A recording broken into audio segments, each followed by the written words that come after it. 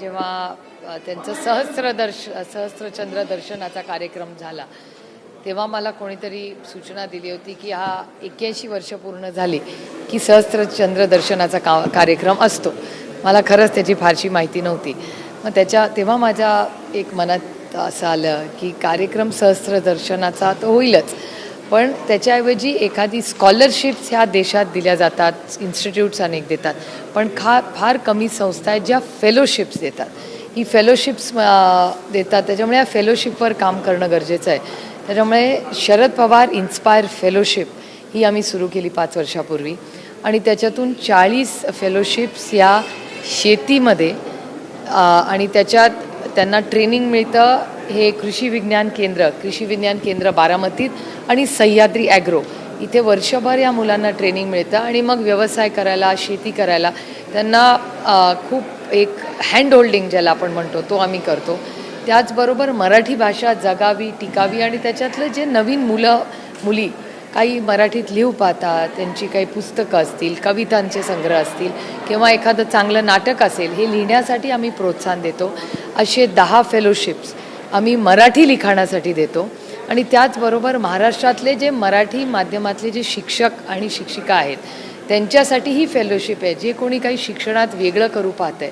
आणि ह्या वर्षीपासून ज्या लहान मुलांबरोबर जी म्हणजे 3 ते 5 वयोगटातली मुलं आहेत ह्यांच्या शिक्षणात काही मोठे बदल किंवा नवीन काही क्रांती कोणी करत असेल तर अशा बालशिक्षकांसाठी 10 फेलोज आणि महाराष्ट्रात ज्या जिल्हा परिषद असतील किंवा ज्या काही सरकारी शाळा असतील, रयतची सारखी संस्था असेल, ह्या सगळ्या संस्थांमध्ये काहीतरी नवीन शिक्षणात करू पाहतात अशा 40 शिक्षकांसाठी, म्हणजे 40 कृषी, 40 शिक्षक आणि 12 मराठी भाषासाठी संपूर्ण महाराष्ट्रातून प्रत्येक जिल्ह्याला संधी मिळावी असा आमचा प्रयत्न आहे.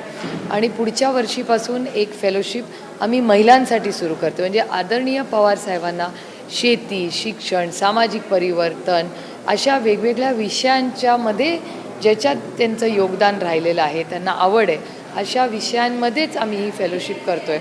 पुढच्या वर्षीपासून महिला सबलीकरण याच्यासाठी एक फेलोशिप सुरू करणार आहे की एखादा बचत गट असेल किंवा एखादी महिला काही व्यवसाय करू पाहते किंवा काही वेगळं सामाजिक परिवर्तनासाठी करू पाहते, म्हणजे कोणी लढा देत असेल, स्त्री भ्रूण हत्येवर असेल किंवा कोणी हुंडाच्या विरोधात काही काम करत असेल, अशा महिलांना प्रोत्साहन देऊन त्यांना एक हक्काचं व्यासपीठ देण्याचा प्रयत्न आम्ही गेले 5 वर्ष करतो आहे.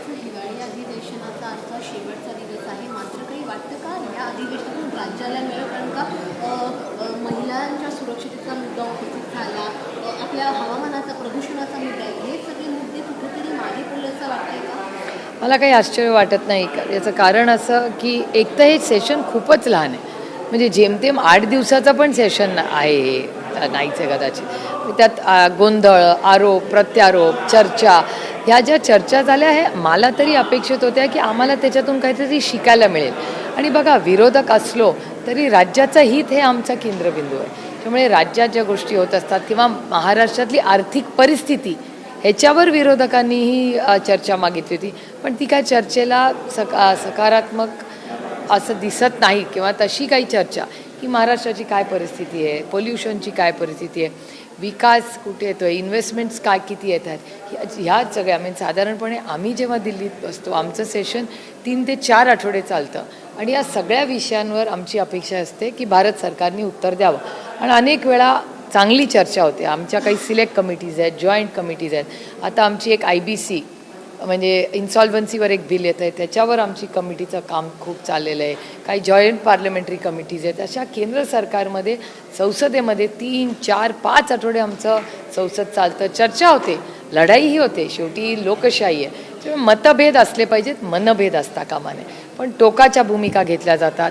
हा अधिकार दिलेला आहे ना, आणि हा अधिकार आपल्याला संविधानाने भारतरत्न डॉक्टर बाबासाहेब आंबेडकरांनी दिलेला आहे आणि तो अपेक्षित आहे एका सशक्त लोकशाहीमध्ये.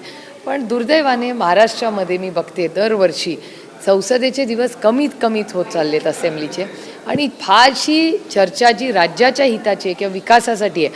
आणि बघा, आम्ही विरोधक म्हणून जेव्हा टीका टिप्पणी करतो तेव्हा खरं तर महाराष्ट्र सरकारने किंवा कुठल्याही सत्तेत बसलेल्या लोकांनी ते सकारात्मक घेतलं पाहिजे. कारण का जेव्हा इम्प्लिमेंटेशन होतं तेव्हा त्यांनाच क्रेडिट मिळणार ना, विपक्षला तर नाही मिळणार. त्यामुळे उलट विरोधी पक्ष जेव्हा टीका करतं त्याला खरं तर मोठ्या मनाने घेतलं पाहिजे. काही विरोधी पक्षनेते पद देत नाही आहेत. उद्धव ठाकरेंनी सांगितलंय की 2 उपमुख्यमंत्री एक उपमुख्यमंत्री पद अधिकृत आहे, असं काय? हो, खरंच आहे ना, कारण का उपमुख्यमंत्रीपद हे काही कॉन्स्टिट्युशनल पोस्ट नाही. उपमुख्यमंत्री पद म्हणजे कॅबिनेट मिनिस्टरच आहे. आणि असं असताना एका सशक्त लोकशाहीमध्ये खरं तर जे सरकारमध्ये त्यांनी मन मोठं दाखवलं पाहिजे. आणि एक विरोधी पक्ष, जर ही लोकशाही आहे तर विरोधी पक्ष नेता हा असलाच पाहिजे. मुंबईमध्ये मुलींच्या मिसिंगची मोठ्या प्रमाणात समोर आलेली आहे. राज ठाकरेंनीही देवेंद्र फडणवीस यांना पत्र केलेलं आहे. काय म्हणाले आहे? नाही, मी चॅनल्सवर गेले काही दिवस ही बातमी पाहते, पण सातत्याने गेले अनेक वर्ष मी स्वतः या विषयाबद्दल बोललेले आहे. आणि मला असं वाटतं महिलांवर होणारे अत्याचार असतील, अन्याय असतील, हे सातत्याने वाढताना दिसत आहेत. मग हुंड्यासारखा गंभीर विषय असेल.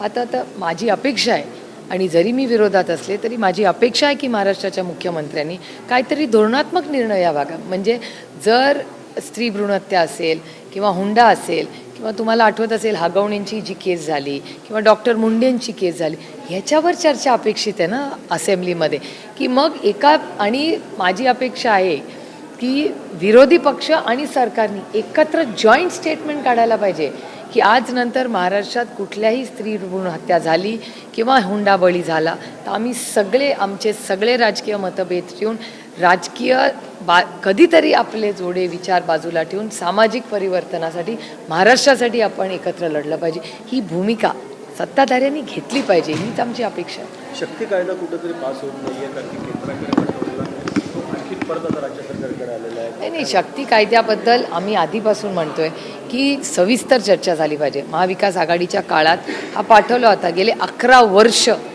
भारत सरकारमध्ये माननीय मोदी साहेबांचं सरकार आहे. म्हणजे ह्यांचा नेहमीचा लाडका शब्द सत्तेतल्या लोकांचा की डबल इंजिन सरकार. तर तुमचं डबल इंजिनचं सरकार यानं मांडलंय कुठे? मग शक्ती कायदा का पोचवत नाही? आणि जर शक्ती कायदा हा जर भारत सरकारनी पार्लमेंटमध्ये आणला, आम्ही ताकदीने सरकारबरोबर उभं राहू आणि तो पास करू.